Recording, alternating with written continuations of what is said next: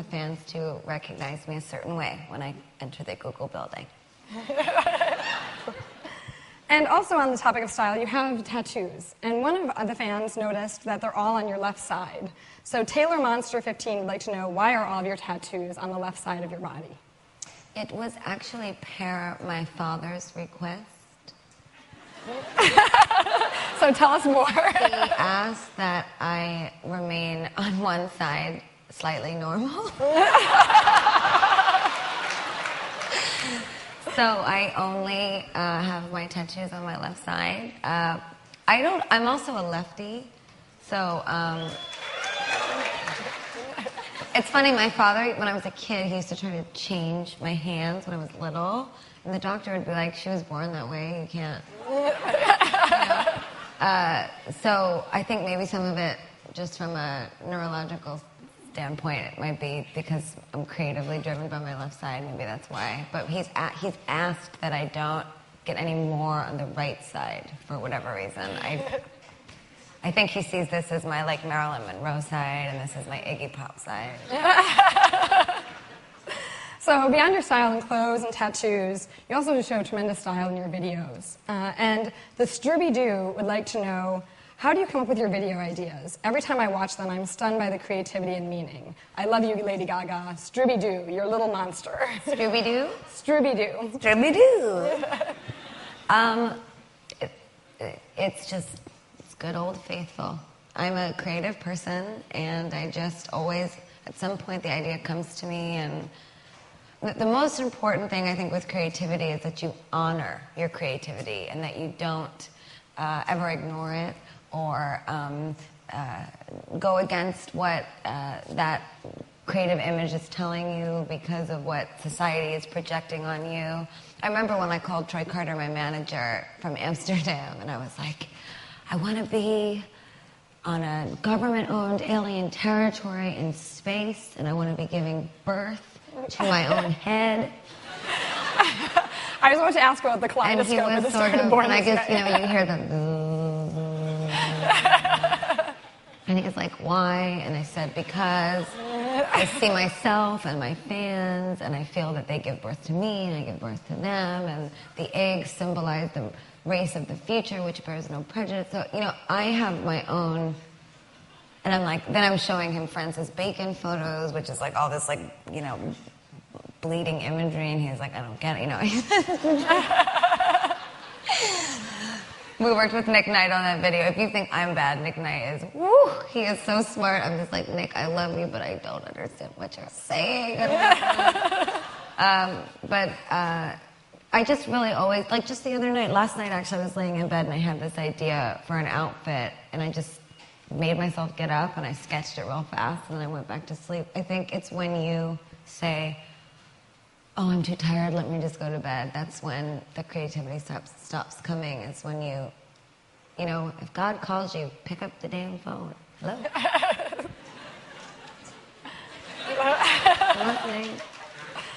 So on the topic of videos, you've obviously been this huge YouTube star. I was going to ask, and so was Doc of USA from Kentucky, what's your favorite YouTube video that isn't yours? My favorite YouTube video that...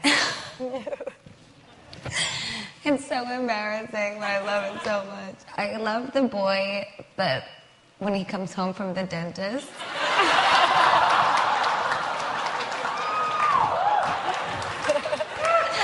I can't, because I always say, whenever I'm really tired before I do the show, I always go, is this real life?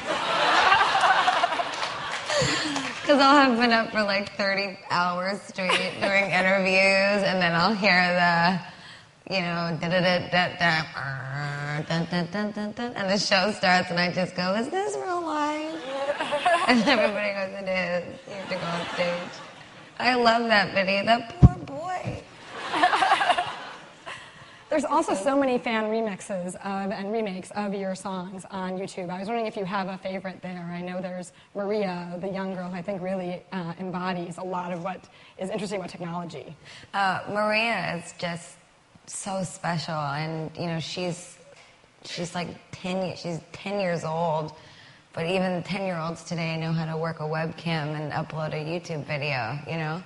And I think that is why this, for myself, my campaign and with my album has been so successful, is because I, too, am a child of the .com era. You know, my father ran an internet company when I was really young, so I was listening to lots of technology talk jargon over the dinner table, not understanding until much later what it all meant.